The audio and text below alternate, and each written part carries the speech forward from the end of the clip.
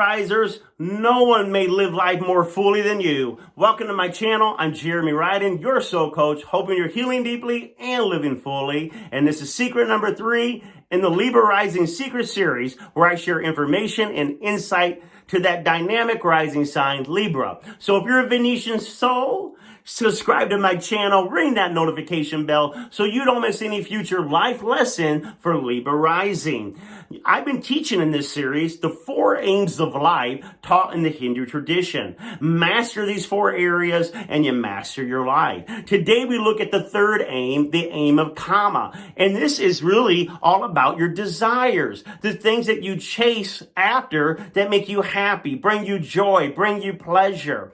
Now we see this traditionally, no matter what rising sign you're in the 3rd, 7th, and 11th house. This is a traditional desire houses. So look at the planets that you got in these houses, and they're going to tell you a lot about the themes and the activities you can pursue that will bring meaning, pleasure, and happiness into your environment, your heart, and your mind. You know what's neat about the traditional houses 3, 7, and 11? They're all relationship houses in the natal chart. So no matter who you are or what rising sign you have, relationships are the key to happiness. Happy relationships, happy life. Healthy relationships, healthy life. And so you really want to focus on creating really dynamic relationships. And Libras are great at doing this.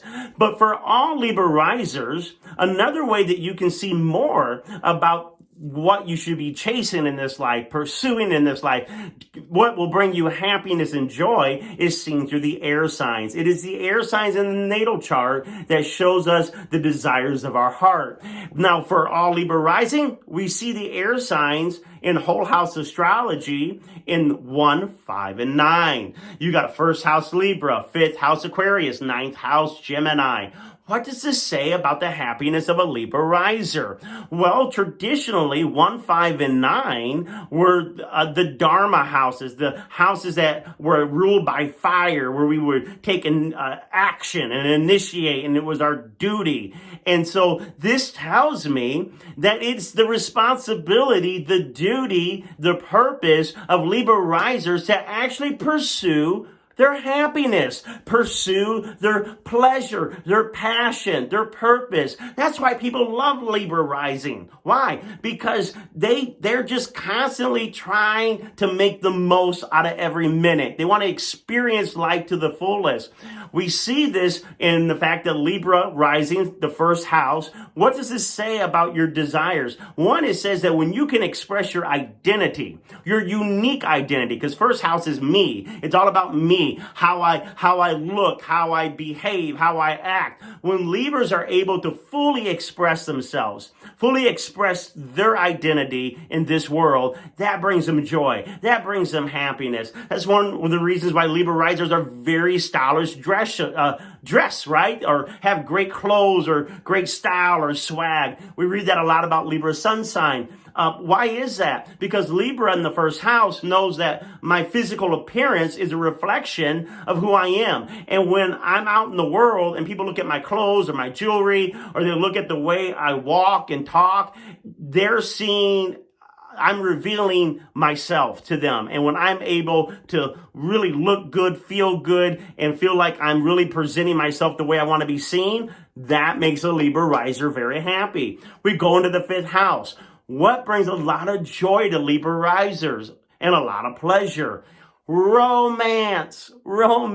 I'm telling you, love, falling in love. I didn't say necessarily put a ring on the finger. I'm not talking about commitment of marriage, but I'm talking about that feeling of, oh my God, this is the one, head over, or we just connect, instant fireworks. It's all about that euphoria of connecting to somebody, in a very intimate new way, a new experience. And so a Libra riser that is not engaging in romance, that is not filling their love bucket, they're not going to be a very happy person. Believe it or not, there are people out there that don't need romance. There are people out there that are very much celibate and to themselves. Not a Libra riser. If you're a Libra riser, it's important for you to have a heart connection. Doesn't mean it has to be a long connection, but there needs to be times in your life where you're really feeling that you're really connecting intimately, on an emotional level with someone. Fifth house also rules creativity. Libra risers, you should be pursuing your creativity. When you put your music into the world, your writing, your painting,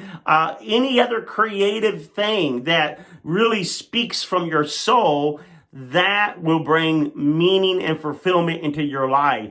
Now, I know a lot of Libra risers that do great around children. Why? Because fifth house rules children. And it's so appropriate. Why? Because children, what do? They live in the moment. They're here to have fun. They play, right? Let's just play and enjoy the moment. And so when Libra risers, even if they don't have their own kids, they're great at playtime with other kids, whether they're the great best aunt, best uncle, whether they're a big brother, a big sister. Being around children that are laughing and having fun, that just brings out the inner child that a Libra riser is naturally. Now we got to go to that ninth house. The ninth house is the house of spirituality. And so you should be pursuing your higher calling, your connection to God, your philosophy. Not everyone sits down to create a life philosophy, but the ninth house rules philosophy, higher ways of thinking about life. Libra riser, you need to find a philosophy that you can center your life around, center your action around, center your purpose around. Hakuna Matata for the rest of my day. It's a problem-free philosophy. And I know that may sound cheesy with, the Lion King, but Libra risers, these people have a philosophy about life. They have, they're looking at it from a higher perspective. That's why a lot of times they won't allow little things to always get them down. They're going to shake it off. Why? Because what's my higher thought about this? My higher philosophy. And so Libra risers, you should pursue spiritual events, spiritual activities. Ninth house also rules foreign places. You will really do good when you get to travel outside of your country. You do great in being around other cultures. It keeps it interesting. It keeps it fresh. Your mind is always going, because why? Because your happiness is in that area of the higher mind of thinking. So that's why Libra risers are always asking questions. It isn't they're trying to be nosy, but they're engaging in deep conversation. They love to really understand, what are the other philosophies, the other ideas, the other things that people believe. And so this is kind of a neat connection when you're dating, because Libra risers, right? You get pleasure in romance, but you also get pleasure in deep conversations. So this can have you when you're dating late up at night, 1, 2 o'clock in the morning, talking about the deep things of the universe and the world and how you see things with your potential mate or partner. And so it's really neat to see it play out that way. Also, I would, like I said, travel to different places. If you're stuck or you're in a rut, get on a plane and go somewhere. Get some travel going, and that will bring some more aliveness to you, some more joy to you. So with that being said, with the air signs in 1, 5, and 9, it is your duty to pursue your happiness. That doesn't mean you're selfish. Some people say, oh, Libra, they're just going after the things they want to do. No, Libra rising is teaching the rest of us that life is short and that you got to make the most of it. And you shouldn't sit around doing things that you don't care about. And you shouldn't sit around constantly being upset and unhappy. Why waste that energy? Instead, you know what? Go out there and pursue what you think is going to make you happy. Don't wait for tomorrow. Do it now. Libra rising is a very much action. When they're doing action, when they're starting things, when they're initiating things, this brings a lot of happiness to them because it brings that alive energy in them. And so with that being said, you want to look at the planets that are also in 1, 5, and 9. These planets will tell you the activities you should be pursuing, the things you could be doing that bring more joy into your environment, your heart and mind. So look, that's almost half the natal chart. Now you're not going to have planets in all those houses, but you should look at 1, 5, and 9 because that's your air sign houses in whole house astrology. Air sign tells us what's going to make us happy. And then you also want to look at the traditional houses, 3, 7, and 11. And that's all about relationships. So this is really a fun thing to look at. With that being said, I want you to realize this. 1, 5, and 9, I'll end on this note. 1, 5, and 9 are angular houses. This means It's up to you to do it. It is your responsibility. Libra risers, the happiness you're looking for, even if it's in romance, foreign cultures, clothing, nice things, really no one else is going to make you happy but yourself.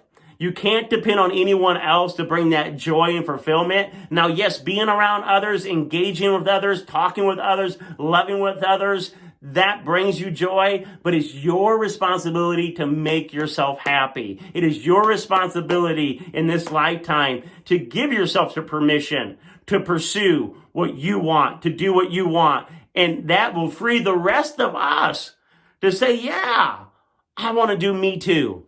We'll see you in secret number 4. If you like this, please comment, say something. I appreciate all the Libra risers out there. Namaste.